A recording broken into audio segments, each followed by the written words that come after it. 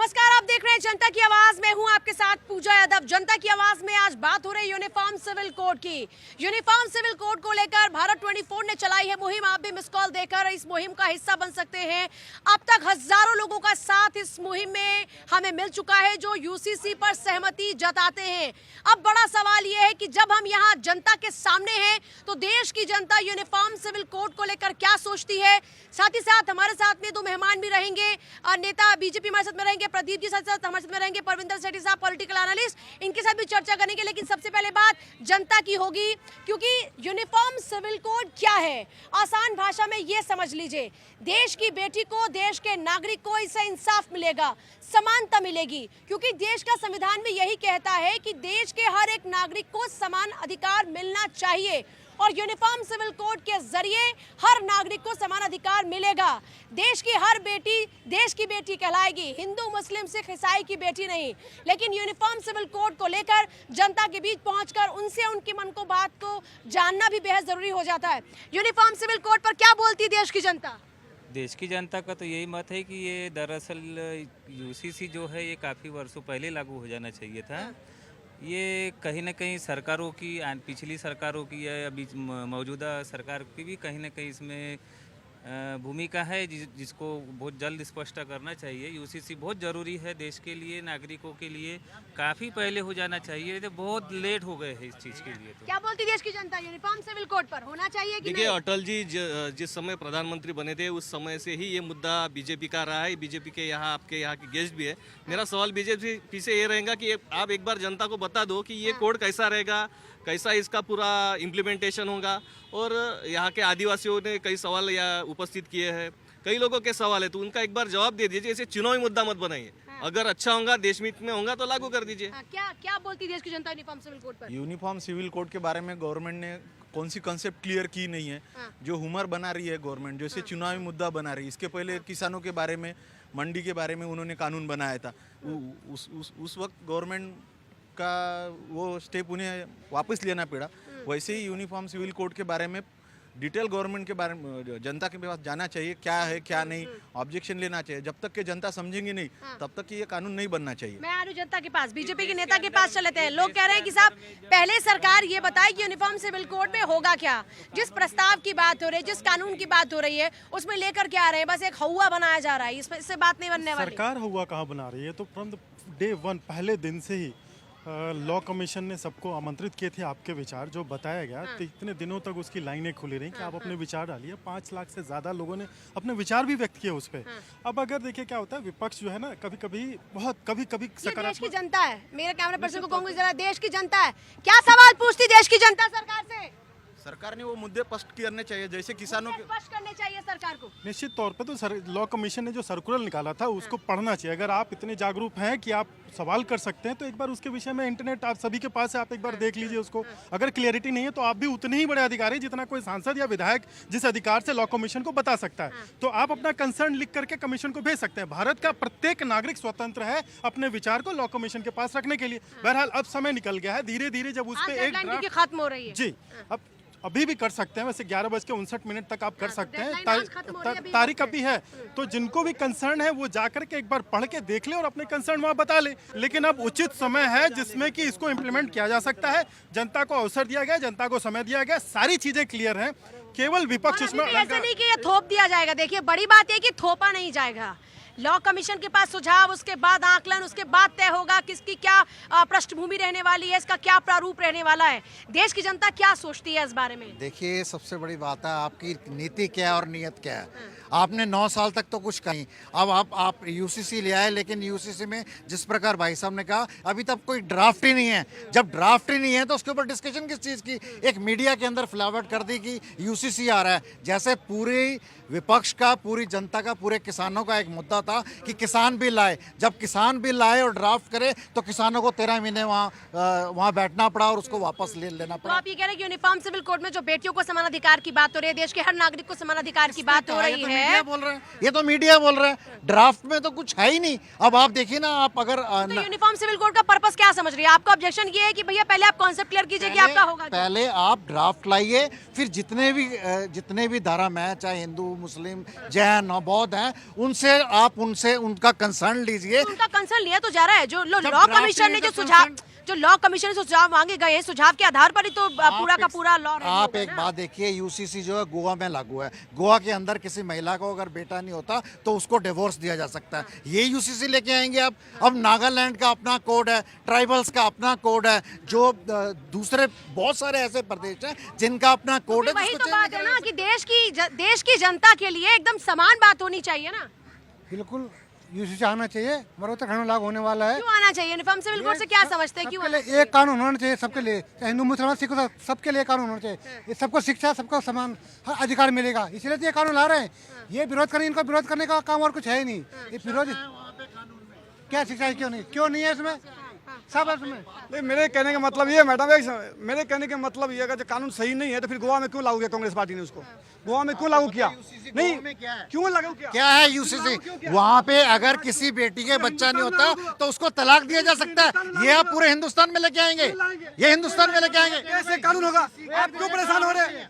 सब अगर मान लो, फिर आप वहाँ क्यों लागू कर रहे हो? गोवा में किसके लिए? पूरे देश में एक कानून है। अरे आपको पता है यूसीसी में ड्राफ्टिंग का है? यूसीसी की ड्राफ्टिंग ही नहीं है।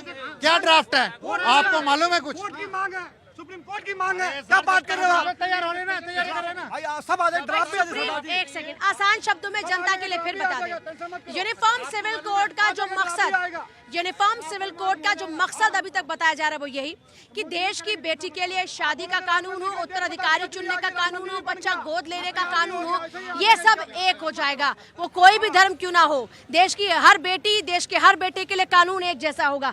बात बेटी और बेटे के लिए कानून की हो रही है। जब हम क्रिमिनल लॉ की बात करते हैं कि एक है, अपराधी के लिए एक सजा का प्रावधान है, तो देश में क्या एक संविधान में एक ही कानून होना चाहिए हर किसी के लिए?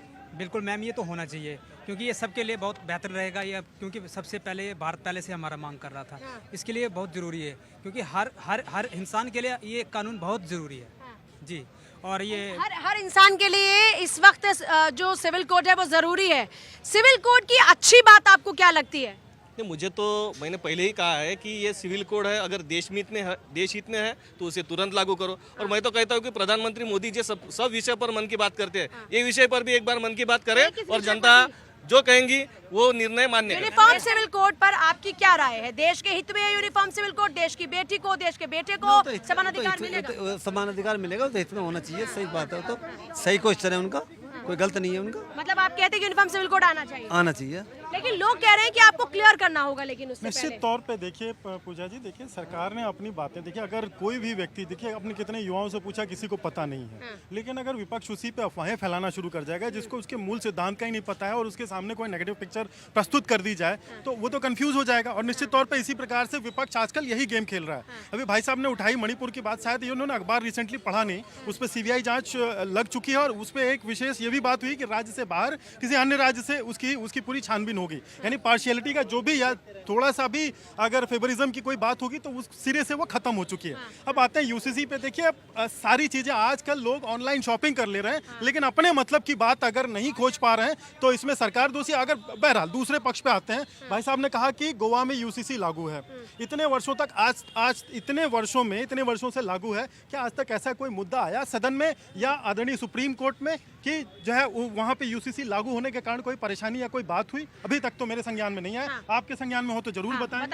नहीं, आपको मैंने इतना बड़ा एग्जाम्पल दिया गोवा का। गोवा के अंदर जो बच्चे की, सिर्फ एक ही है, मैं आपको कहती हूँ कि यूनिफॉर्म सिविल कोड के अंदर देश की बेटी और बेटे को समान अधिकार मिलेगा, तो आप इस पर भरोसा करने को तैयार नहीं है। आपने सिर्फ एक गोवा की बात पकड़ ली, तो फिर गोवा में भी खत्म होगा ना अगर यूनिफॉर्म सिविल कोड आएगा। सरकार ने कुछ नहीं कहा, सरकार ने कोई ड्राफ्ट नहीं लाया। क्रिमिनल कोड एक है पूरे देश के अंदर, क्रिमिनल कोड एक है। आप मुझे बताइए, आप उसको तो इम्प्लीमेंट कर नहीं पाए। जो लॉ एंड ऑर्डर है वो आपसे संभल नहीं रहा। रोज यहाँ पे कत्लेआम हो रहे हैं, बेटियों के साथ इतना बहिष्कार हो रहा है, मणिपुर के अंदर इतना जो हुआ तो फिर क्या कानून कॉन्फिडेंस तो फिर क्या कानून हटा देने चाहिए, क्योंकि कानून ठीक से काम नहीं कर पा रहे हम। हमारे यहाँ देश में अभी भी लॉ एंड ऑर्डर की सिचुएशन खराब है, तो क्या देश के कानून को खत्म कर दें? मैं कह रहा हूँ कानून लाएं, उसका स्वागत होगा, लेकिन ड्राफ्ट तो लाएं। वही बात ना, ड्राफ्ट स्वागत तो होगा, अगर स्वागत। हाँ, सदन में आएगा ना ड्राफ्ट, अभी तो उस पर संवैधानिक प्रोसेस कमेटी शुरू हुआ है, अभी तो उसका प्रोसेस शुरू हुआ है। मतलब सरदार जी बोले पूरे लॉ एंड ऑर्डर सही नहीं है। दिल्ली के अंदर में जब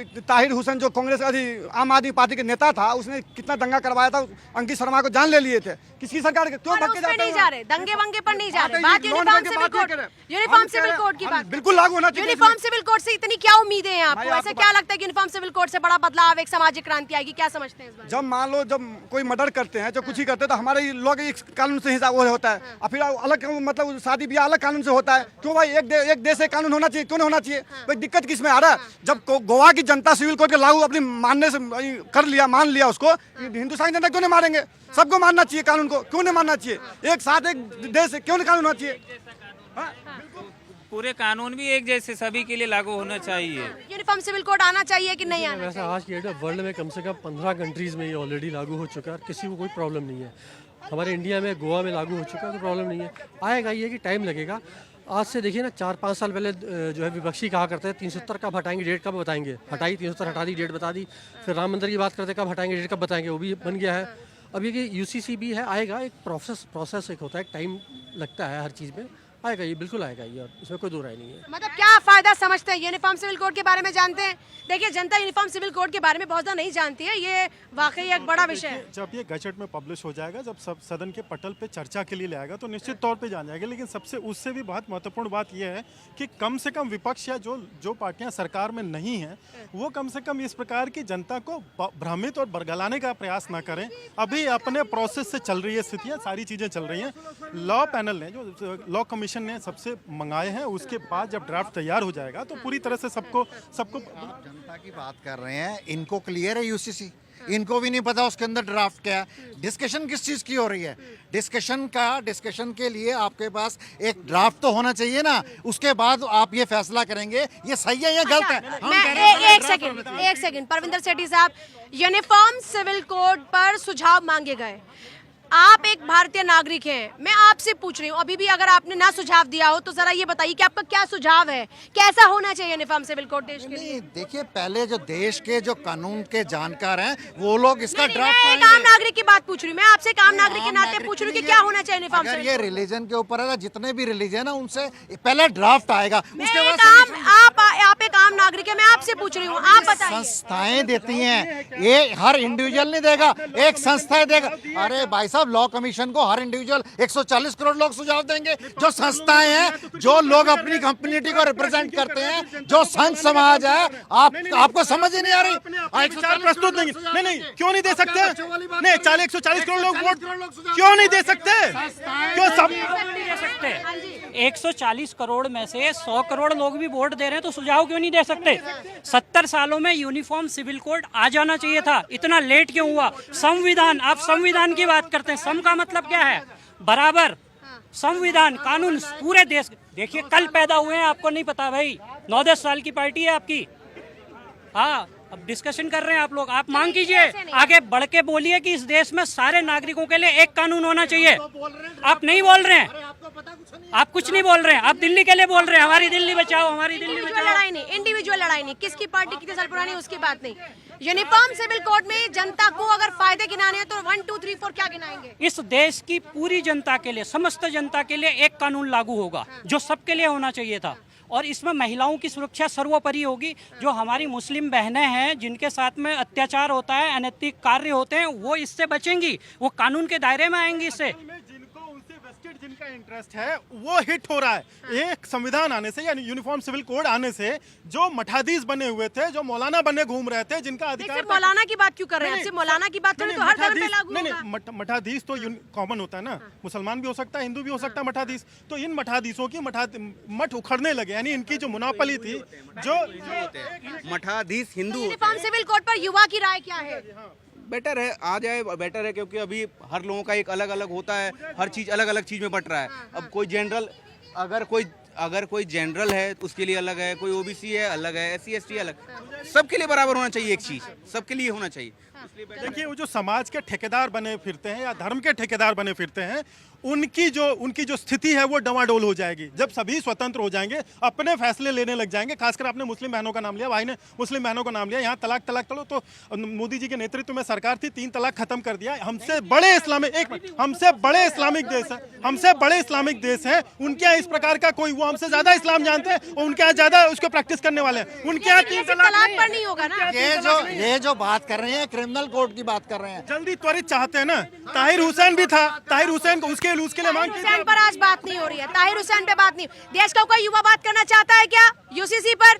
बड़ी अजीब और गरीब बात है कि देश का युवा वैसे तो देश के बारे में बड़ी चिंता करता है, लेकिन जब देश के विषय की बात आती है तो वो क्यों मुंह छिपाकर पीछे खड़ा हो जाता है, मुझे समझ में नहीं आता। हम यहाँ धूप में पसीने बहाकर जनता की बात सरकार तक पहुँचाने आए हैं और युवा की खुद की जुबान नहीं खुलती है। बड़ी अजीब और गरीब बात है। बिल्कुल यूसीसी आना चाहिए, हमारे उत्तराखंड में लागू होने वाला है, ये बहुत जल्दी आ जाएगा। बीजेपी ला से तो और कोई इनका काम नहीं कर सकते। ये इनके बच्चे कुछ नहीं है, विरोध करने के अलावा ये पार्टी ऐसे घूमते रहेंगे, इनका कुछ नहीं है, सिर्फ विरोध करना, मोदी के विरोध करना है। क्या किया 9 साल में प्रधानमंत्री क्या किए इसको 9 साल में क्या किए? ठीक है, आज कह रहे हो कि संसद नहीं चलने दे रहे हैं। तुम विरोधी में थे तो तुम भी संसद नहीं चलने देते थे, नहीं संसद चलने देते थे। वो भी विरोधी अपना काम कर रहा है। नहीं, यूनिफॉर्म सिविल कोड पर क्या जानते हैं? मैडम होना चाहिए, ठीक है, उसको आना चाहिए। और इसमें सारे नेता भी फंसेंगे, जरूरी नहीं है जनता के लिए, और नेता भी फंसेंगे। आना चाहिए ना, आपकी यहाँ आना चाहिए, बिल्कुल आना चाहिए। समर्थन कर रहे हो ना? बिल्कुल समर्थन। जय श्री राम, जय श्री राम। जय श्री राम की इसमें बात कहाँ से आ जाती है? यूनिफॉर्म सिविल कोड पर महिलाओं को न्याय मिलेगा, सम्मान मिलेगा। अरे आप देश के युवा हैं, भाई बात करिए। मिलना चाहिए, सभी महिलाओं के लिए सम्मान मिलेगा। सम्मान मिलना चाहिए, एक समान होना चाहिए, सबके लिए न्याय एक बराबर होनी चाहिए। वो चाहे वो कोई भी धर्म के हो, धर्म जाति से मायने नहीं रखना चाहिए, सबके लिए एक समान होना चाहिए। तो धर्म जाति के नाम पर लोग क्यों बट रहे हैं? देखिए एक बात मैं आपको बता दूं कि देश ने सती प्रथा को दूर हटाया, इसके अलावा बाल विवाह को लेकर एक लड़ाई चली। आपने देखा कोई भी रिफॉर्म, कोई भी बदलाव जब होता है तो पहले उसको विरोध का ही सामना करना पड़ता है। पहले सती प्रथा की आप बात करते हैं तो पहले महिलाओं को कहा जाता था कि तुम्हारा पति अगर मर गया तो तुमको भी जरूर अपने प्राण त्यागने होंगे, लेकिन आज अगर कोई महिला चाहे भी तो कानूनन उसको अधिकार नहीं है कि वो अपनी जिंदगी को त्याग दे, ऐसे में वो अपराधी हो जाती है। तो ये बड़ा बदलाव भी देश में आया। क्या वाकई सामाजिक क्रांति की जरूरत है? और जो ये बड़े बड़े विषय हैं आज की डेट में, ये छोटे हो जाएंगे और वाकई अर्थव्यवस्था की बात हो, देश की तरक्की की बात हो, इंसान की तरक्की की बात हो, उस पर ज्यादा फोकस हम कर पाएंगे अगर ये छोटी छोटी बातें जो आज बड़ी हैं वो खत्म हो जाए। ज़रूर। देखिए ऐसा है कि समय के साथ एक समय में जैसे कोविड हमारे लिए बहुत बड़ी न्यूज़ थी, बहुत ही, आज आप देख रहे हैं कोई मास्क नहीं पहना है, कोई भी सैनिटाइज़र शायद ही यूज़ कर रहा होगा। इसी तरह से हमें जो चीज़ें आ रही हैं, आज की जो हमारी प्रॉब्लम्स हैं उसमें थोड़ा फोकस करके हमें आगे बढ़ना पड़ेगा, वरना हम इन्हीं सब में रह जाएंगे और देश एज ए कंट्री कभी आगे बढ़ नहीं पाएगी। तो हमें छोटी चीज़ों को नज़रअंदाज बिल्कुल नहीं करना है, डट के उस पर मेहनत करनी है और पूरी तरह से इस देश से हटानी है, तभी हम देश को आगे लेके जा पाएंगे। जब कोई भी समाज आगे बढ़ता है तो देश आगे बढ़ता है, क्योंकि ये बैकबोन है हमारे देश की। बिल्कुल मैम, तो ये बहुत मददगार होगा क्या वाकई? बिल्कुल मैम, ये सबके लिए बहुत ही बेहतरीन है।